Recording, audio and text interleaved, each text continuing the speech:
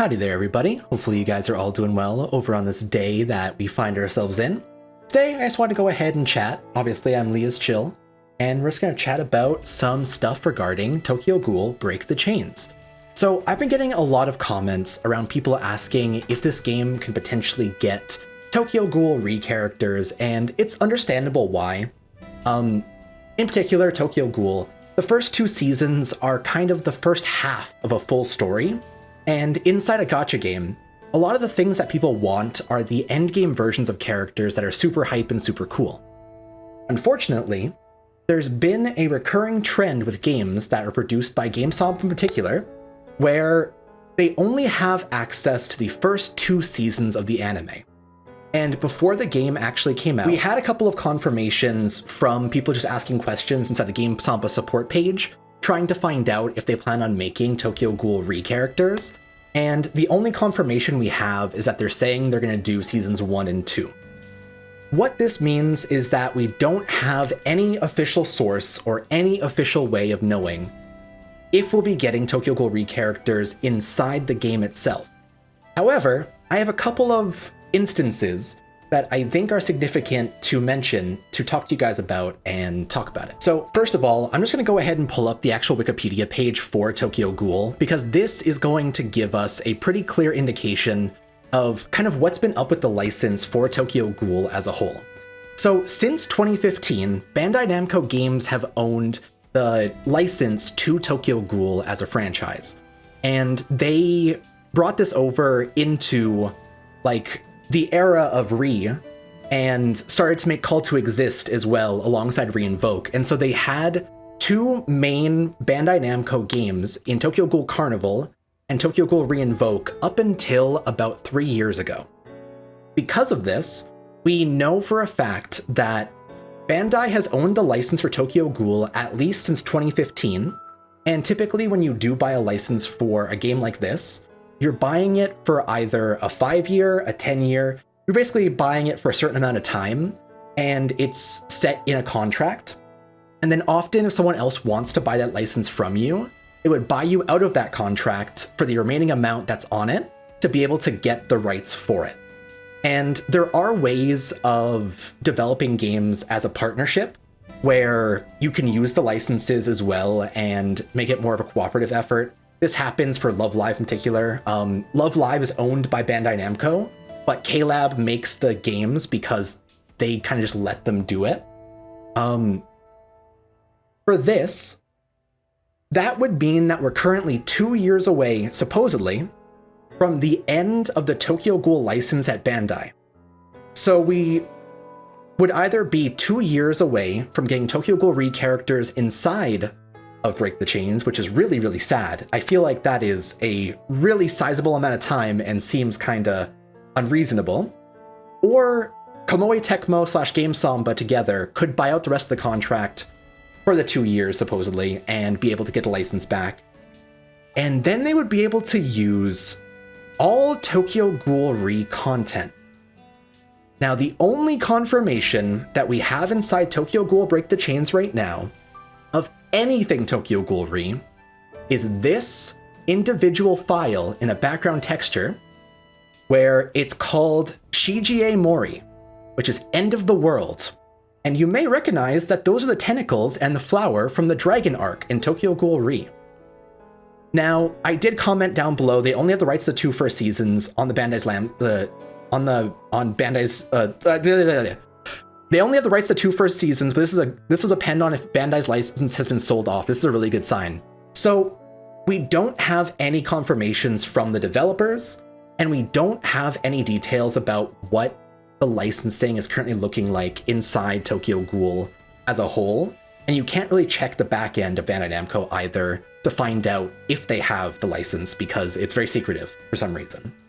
But this is a good enough sign where I'm confident that there's a decent chance they buy out the contract and try and just get the full rights to Tokyo Ghoul RE as a whole.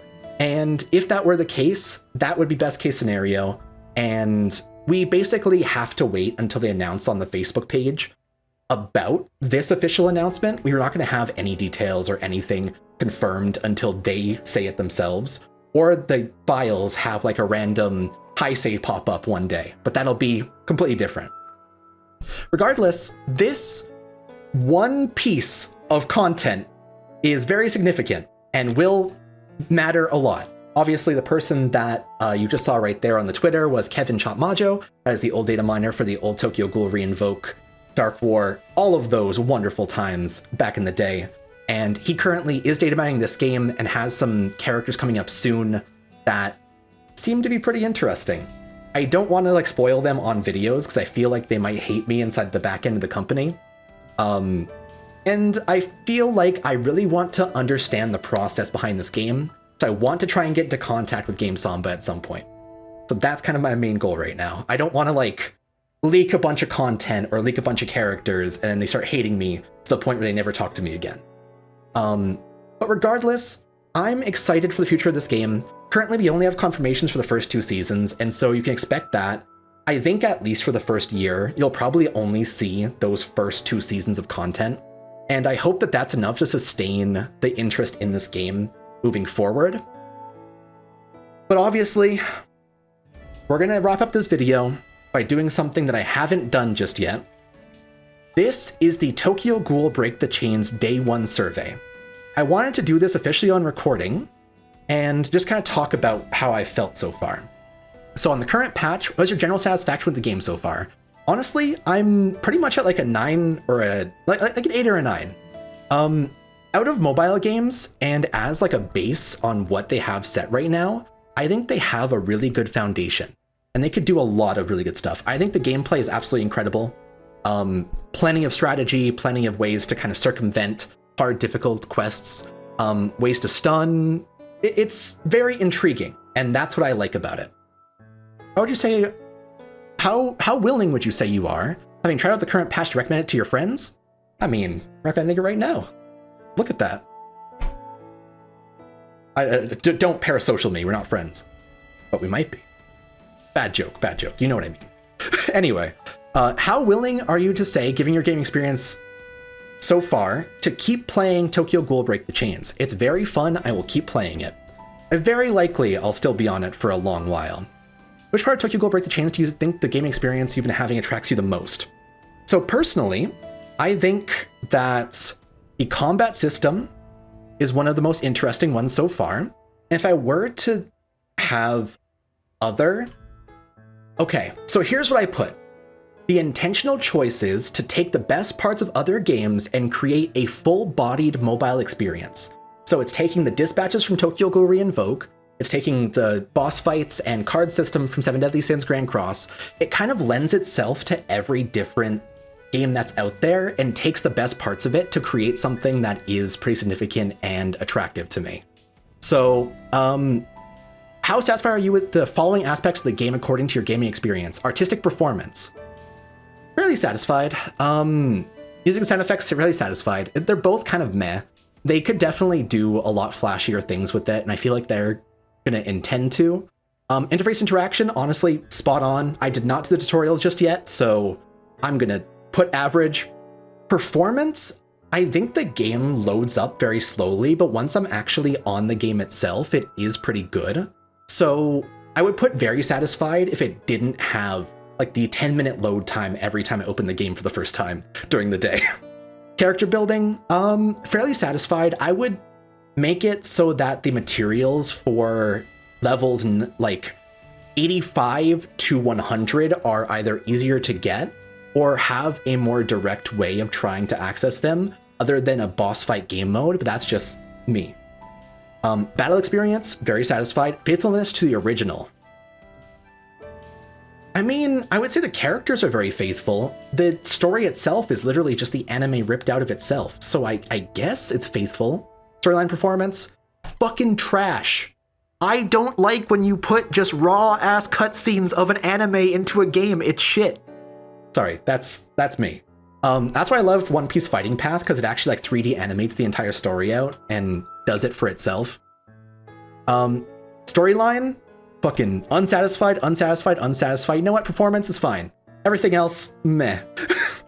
Like, they are just not it. And Tokyo Ghoul Call to Exist, the console game, had the same problem. So it's not like it's new. In terms of faithfulness to the original, I'm pretty satisfied with the characters and how they're built. Unfolding of the original storyline, I mean, like, I already said that. Fidelity to classic scenes. That would technically mean, like, how well do you think they translate these scenes into the game itself? But I can't think of a lot of situations where they're translating those scenes except inside the ultimate animations.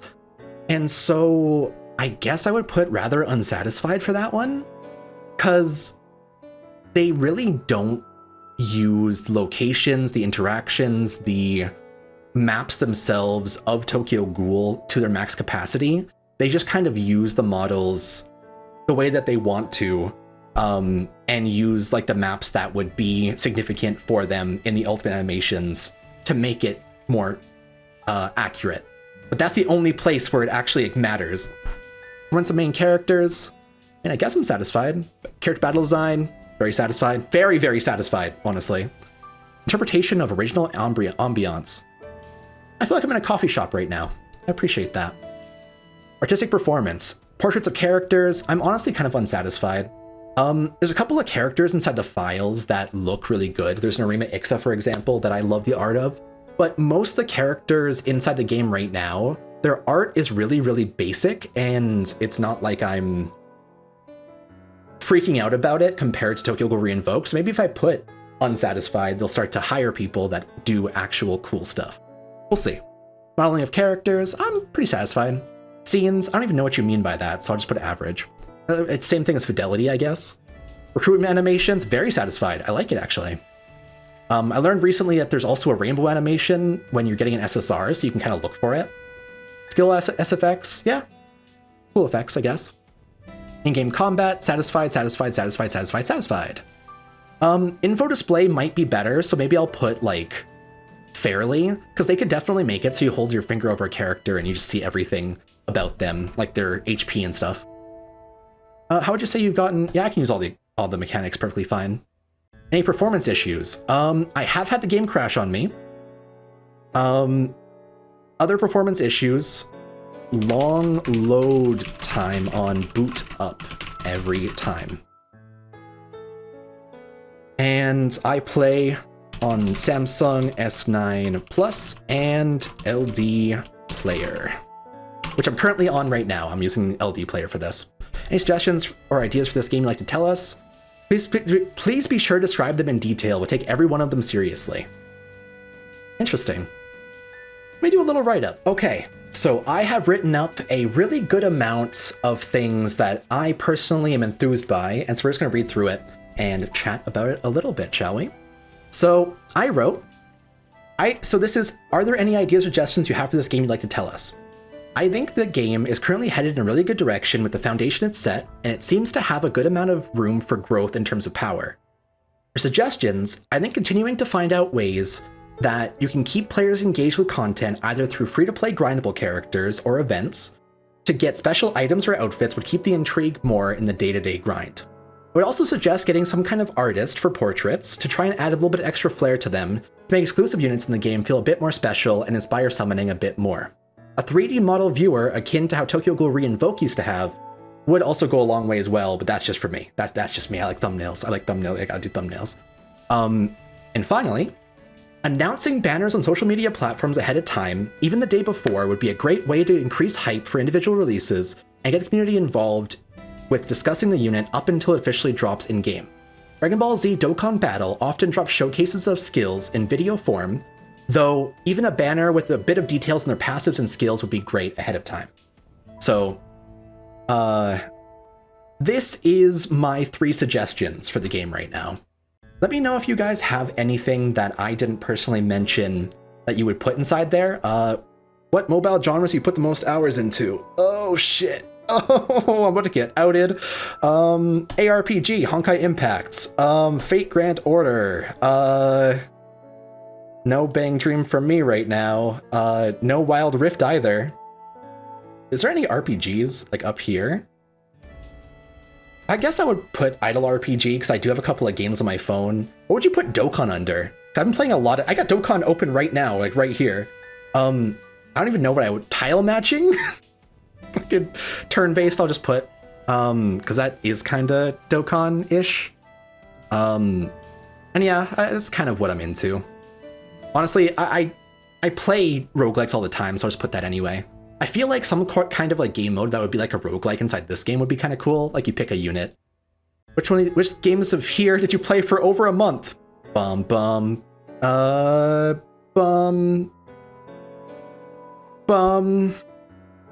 So yeah, you can see it's Punishing Great Raven they mean. So yeah, I did that one. No Summoner War, no Epic 7.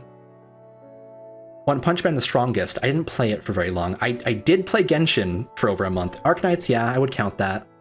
Some of these are kind of missing, but I guess this is like a direct translation of the games they looked at for inspirations for the game itself, including obviously Grand Cross being here. Interesting. Gender? I'll just toss you a male. I am 25, and I have made a purchase on a mobile game in the last 3 months. Like 15 bucks, literally on this game. Tokyo Ghoul related works. I'm gonna take off the stage adaptation. That's pretty much it. Otherwise, related works have you read or watched? I would say even like fan content, but I'm not even gonna put that here. I think that's good. So that has been our official input on what Tokyo Ghoul Break the Chains is looking like right now. So I just want to toss that into this video just to make it, 10 minutes, obviously. But on top of that, I also just wanted to chat about the RE stuff and make it like a whole discussion. Let me know how you guys feel about RE characters not being confirmed for right now and the potentials moving forward. I'm very sus on it, but we'll see as we keep on going. Personally, I love this game so far, and I really want to try out more of it. Look forward to more videos, and I'll see you guys next time. Bye-bye.